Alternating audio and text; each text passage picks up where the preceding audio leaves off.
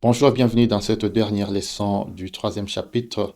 Dans cette leçon, nous allons voir certaines opérations spécifiques, notamment des opérations par rapport à la création du groupe d'éléments, à la correction avant de pouvoir lancer les calculs. On verra également comment gérer les attributs, donc comment afficher les attributs de notre modèle. Et on va finir par voir comment nous pouvons gérer la question d'accrochage pendant la modélisation. Et donc, bienvenue dans cette leçon, après quoi nous allons passer à une autre étape où on va plus parler des chiffres. Bienvenue.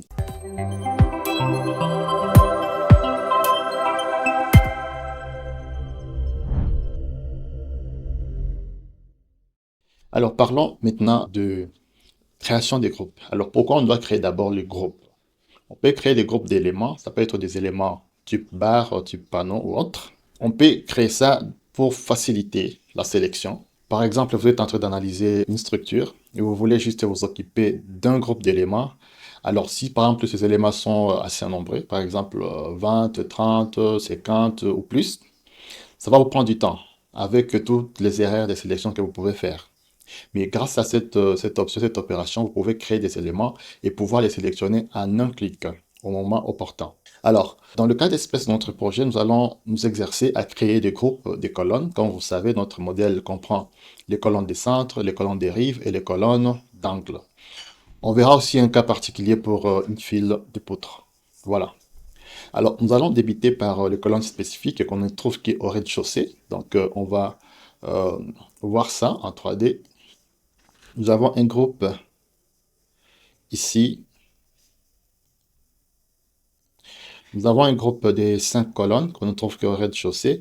Alors, on peut les sélectionner parce que les nombres est vraiment insignifiant, 5, on peut les faire manuellement, mais on peut toujours optimiser, d'accord? On peut toujours optimiser et pouvoir, si on peut les sélectionner à plus d'une fois, donc ça fera chaque fois que vous faites CTRL et puis vous sélectionnez manuellement, ça va vous prendre un peu de temps. Alors, on va voir, on va commencer par ces cas, de pouvoir sélectionner les 5 éléments là-bas. Alors, on va entrer, voilà, on va entrer en plan, en mode projection. OK? On va se positionner au rez-de-chaussée pour bien voir. Voilà. Donc, nous allons créer un groupe de ces 5 éléments là-bas. Alors, comment s'y prendre? Vous venez ouvrir la boîte des dialogues. Vous venez ouvrir la boîte des dialogues, sélection. D'accord? Après, dans la fenêtre à côté, on va juste, disons, nous donner la liste de toutes les sections qu'on a créées dans notre modèle. D'accord? Alors là, c'est pas grave. Donc, on va venir directement au niveau des géométries. Alors, nos colonnes se trouvent sur la file C, suivant l'axe des X. D'accord? Alors, on va prendre l'axe des X, on va chercher la file C. Donc, on cherche. Donc, on va voir suivant l'axe des X, nos éléments se trouvent entre, disons de façon inclusive, entre la file 5 et la file 13. Donc, on va chercher 5. 5, c'est là. Puis, on cherche 13. 13, c'est là. Suivant Y, on est au niveau de la file C. Voilà. Uniquement C. Suivant Z, on part de 0, 0 jusqu'au niveau du premier plancher à 4,25. Voilà, c'est là.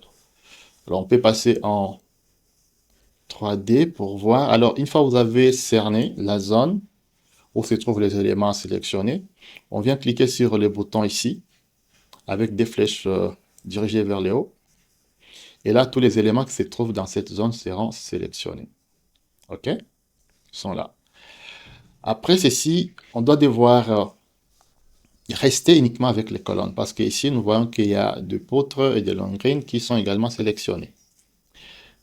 Alors, on va rentrer au niveau d'attributs et on va chercher nos colonnes ici qu'on avait nommées colonne RDC. Une fois on a trouvé, on vient cliquer sur ces boutons ici. OK? Et là, on va rester également finalement avec les colonnes pour lesquelles nous voulons créer un groupe. Ces boutons nous permettent de créer un groupe d'éléments qui ont disons, les mêmes caractéristiques. Ici, il s'agit des sections. Donc, tous les éléments qui ont la même section, quand nous voulons les sélectionner, on vient au niveau de ces boutons ici. Donc, la flèche en haut, plus les symboles de E. Voilà. Une fois, alors on va créer maintenant les groupes. Donc, on va donner un nom. Alors, pour donner les noms, vous venez dans l'onglet groupe, vous cliquez sur le dernier bouton ici. Donc, une flèche en bas. Et on va écrire là-bas, qu'est-ce qu'on peut écrire? On écrit poteau.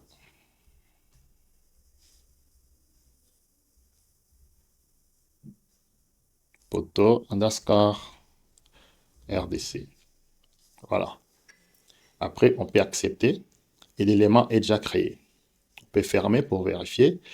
Alors, sauf si vous venez dérouler la liste, vous verrez ici, on a poteau RDC et on clique et c'est sélectionné en un clic. Voilà. Alors, après, on va maintenant s'occuper de beaucoup plus d'éléments. Donc, on va prendre les colonnes d'angle ici. OK?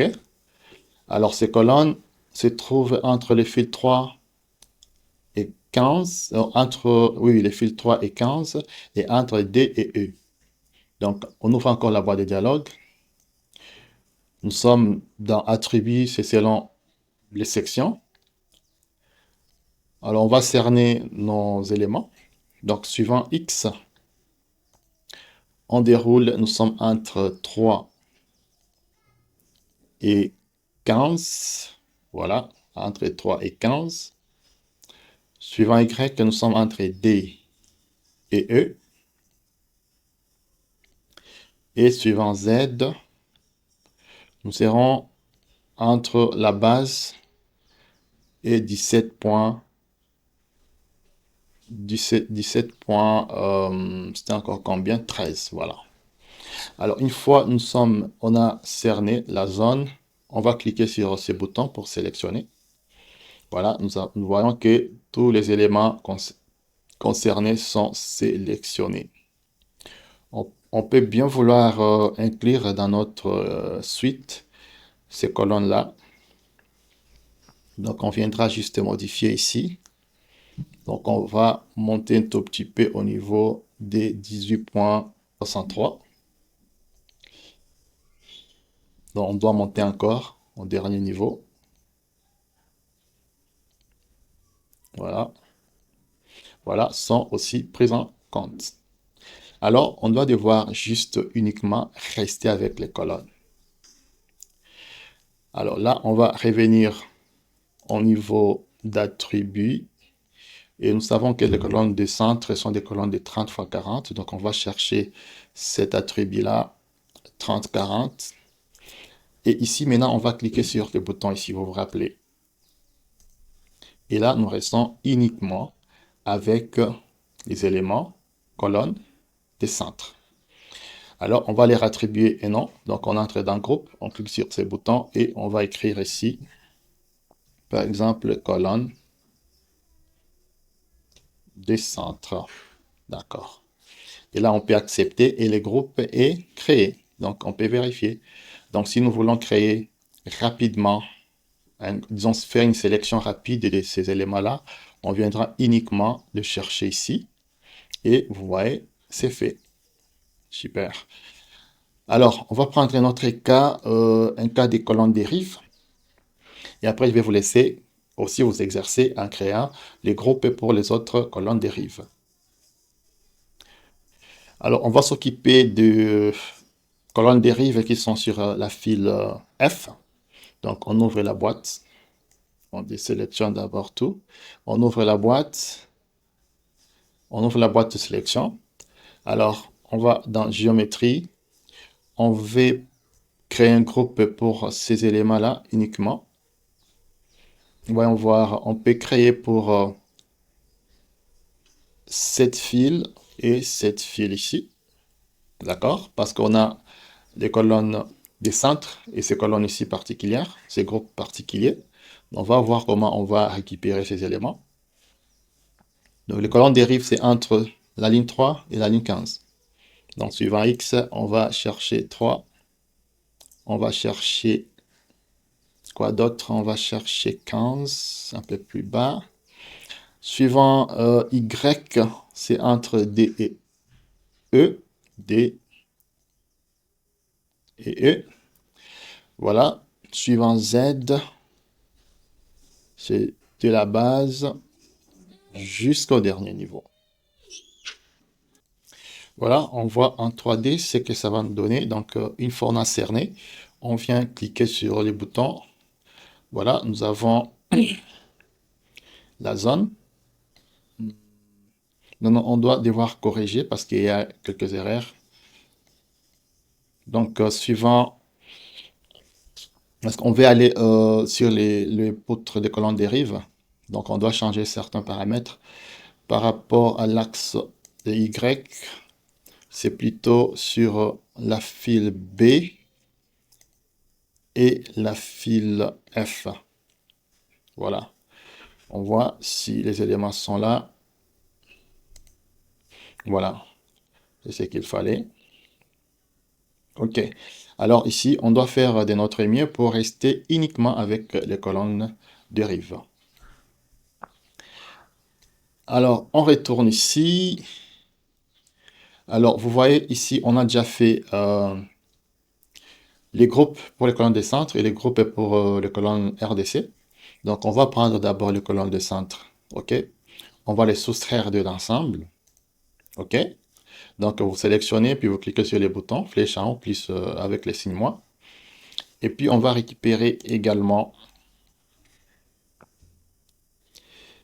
les colonnes. On va aussi soustraire ces colonnes-là. C'est parti aussi.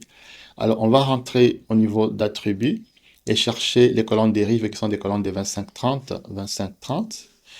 On vient cliquer sur les boutons ici, flèche en haut. Non, non, non, non. Voilà, donc nous sommes là. Alors, comme je disais, on va enlever les deux premiers groupes qu'on a créés. Donc, vous les sélectionnez avec CTRL, la touche CTRL du clavier appuyé. Après, vous venez les soustraire de l'ensemble. Vous cliquez sur ces boutons. Voilà. Donc, les deux premiers groupes sont extraits. Alors, on doit devoir rester uniquement avec les colonnes dérive. Alors, pour ce faire, on va rentrer dans Attributs. On cherche nos colonnes dérive, qui sont des colonnes de 25 x 30. OK, 25 x 30. Puis, nous venons cliquer sur ces boutons ici, flèche en haut avec E. Et là, on va rester uniquement avec les colonnes dérive. Voilà, ils sont là. Maintenant, on va finir par créer les groupes. On clique sur ces boutons. Et là, je vais écrire colonne underscore rive underscore longitudinal long. Voilà, c'est fait et je vais dire, je vais accepter et c'est créé. Voilà, donc si on vient vérifier ici et on les sélectionne en un clic, c'est parfait. Alors, je vais vous laisser créer pour vous exercer. Vous créez pour disons, ces quatre colonnes dérive, OK, transversalement, les deux là et les deux autres sur la ligne 17. Après, on va revenir pour faire ensemble les colonnes d'angle. Voilà, c'est fait. Donc, j'ai créé ces groupes pour les colonnes dérive transversalement. Donc, c'est là, ce sont les quatre. Alors, on va faire ensemble pour les colonnes dérive, disons les colonnes d'angle, on fait ensemble.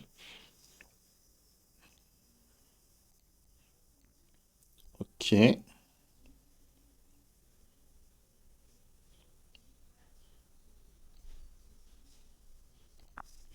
Alors, on ouvre encore la boîte des dialogues, sélection. Donc, ici, on va juste prendre les colonnes d'angle. OK. Alors, ici, on entre dans géométrie. Géométrie. Donc, on va prendre du débit à la fin. OK. Et puis, nous prenons suivant Y, c'est suivant l'axe. C'est toujours aussi suivant B, la file B et la file F. Il faut vérifier. B et F, voilà. Et suivant Z, on prend de la base jusqu'au dernier niveau. Alors, une fois on a cerné toute la zone, on va afficher, on voit c'est l'ensemble de notre structure qui est sélectionné, c'est pas grave. Alors, on va rentrer dans le groupe, on va soustraire tous les autres groupes que nous avons déjà créés. Voilà. On clique sur ces boutons, flèche en haut avec les signes moins. Voilà. On reste avec des colonnes d'angles, mais il y a encore des poutres que nous devons soustraire de l'ensemble. Alors, on va rentrer dans Attribut. On sait que les colonnes d'angle sont des colonnes de 25 x 25. OK. Et puis, on vient cliquer sur ces boutons ici. Et là, nous restons uniquement avec les colonnes d'angle. Voilà. Donc, on va finir par créer les groupes. Et je vais nommer colonne.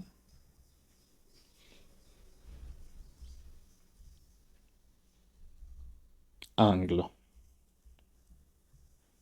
Voilà. Et là, j'ai créé le groupe et c'est fermé. On peut venir vérifier colonne d'angle et sont sélectionnés. Voilà, c'est bon. Voilà, voilà un peu un cas pratique de l'utilisation de ces systèmes de groupement d'éléments. Vous voyez par exemple les colonnes de centre ici ne sont pas orientées selon les bons axes. OK?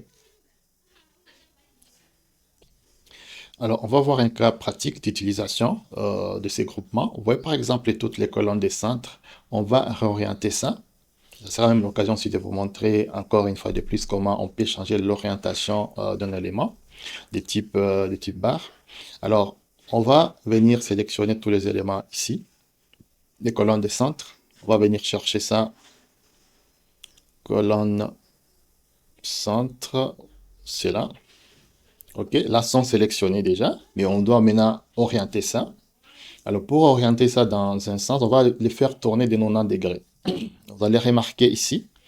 Donc, je vais revenir ici dans les panneaux ici des propriétés. Je cherche dans l'arborescence, je cherche l'angle gamma. Je déroule, puis je viens taper là-bas 90. Après, je peux appuyer sur la touche entrée sur mon clavier. Et vous voyez directement que les colonnes de centre ont changé directement d'orientation. Enfin, c'est quand même pratique parce que si on voulait les faire individuellement, donc on allait chaque fois, soit on sélectionne, imaginez, on allait sélectionner toutes les colonnes à tous les niveaux et après venir dans les panneaux des propriétés et commencer à changer. Vous voyez le temps que ça allait vous prendre, peut-être 10, peut-être 15 ou 30 minutes. Et là, on vient de gagner assez de temps. Donc, on peut faire pareil avec les colonnes des rives aussi. Par exemple, en transversal, voyons voir. Euh, oui, colonne. Prenons toutes les colonnes des rives aussi, on va voir. On commence par rive longitudinale, sont sélectionnées. Oui, on vient changer leur angle, gamma. C'est fait aussi. On prend des rives transversales. Nous venons changer encore 90. Entrée. Et c'est fait. Donc, c'est un peu magique. On voit un peu l'utilité. On crée des groupes et on mène des actions de façon très précise et dans un bref délai. Ça, c'est en tout cas impeccable. Ok, voyons maintenant comment gérer l'affichage d'attributs.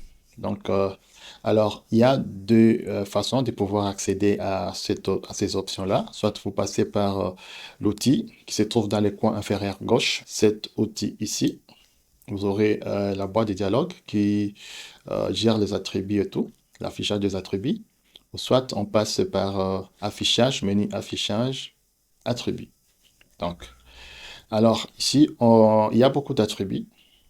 Donc, je vais vous montrer juste certains attributs et vous pouvez continuer aussi à découvrir, à expérimenter et pourquoi pas venir partager avec nous dans les forums les découvertes d'attributs que vous avez faites. Alors, on peut voir par exemple ici l'attribut par rapport au panneau, par exemple. OK? Donc là, vous allez venir sur panneau, élément fini, et F. On va vouloir par exemple afficher l'épaisseur des panneaux, parce que jusque-là, si vous remarquez, les panneaux ici dans l'espace graphique n'ont pas d'épaisseur, OK, visuellement, mais il y en a dans les propriétés.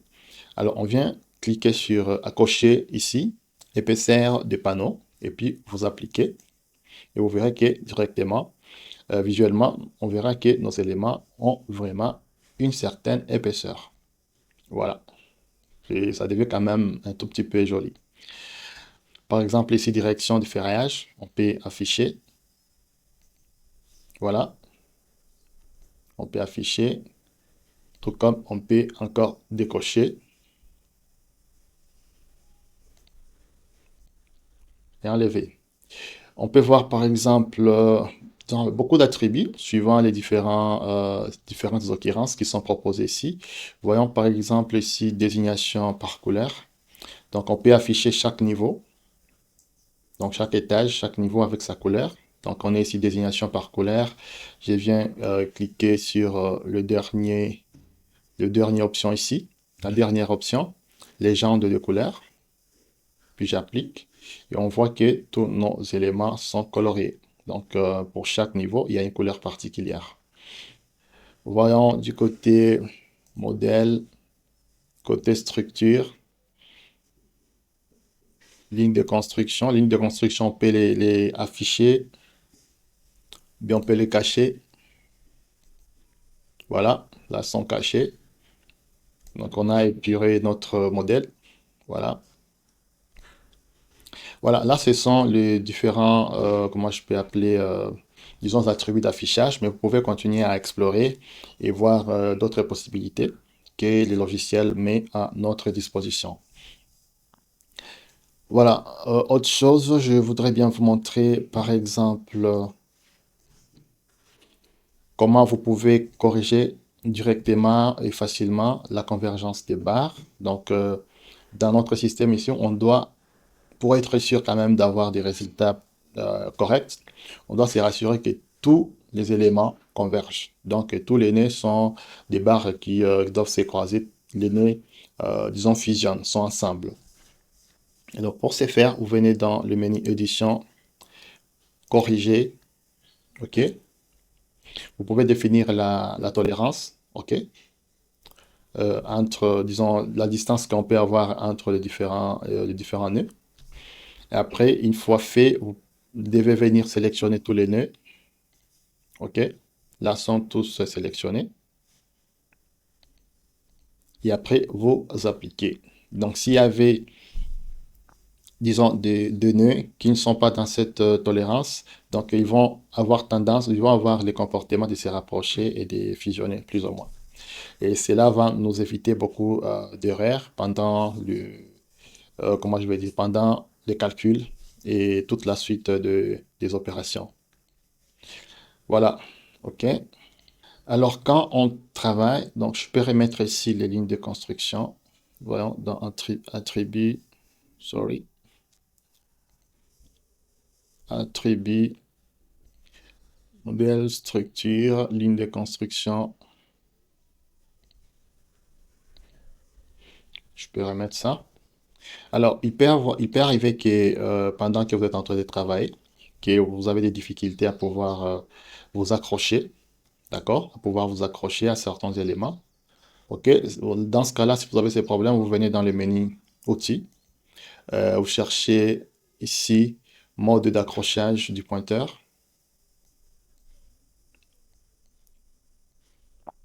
Et ici, vous pouvez cocher, tout comme décocher, les différentes options d'accrochage parce que c'est plus aisé quand on veut mener certaines actions, qu'on s'accroche sur soit les lignes de construction, soit un nœud, etc., afin de pouvoir mener une action donnée. Donc, si il peut arriver que vous croisiez ce genre de difficultés, donc venez chercher cette boîte de dialogue dans le menu outils.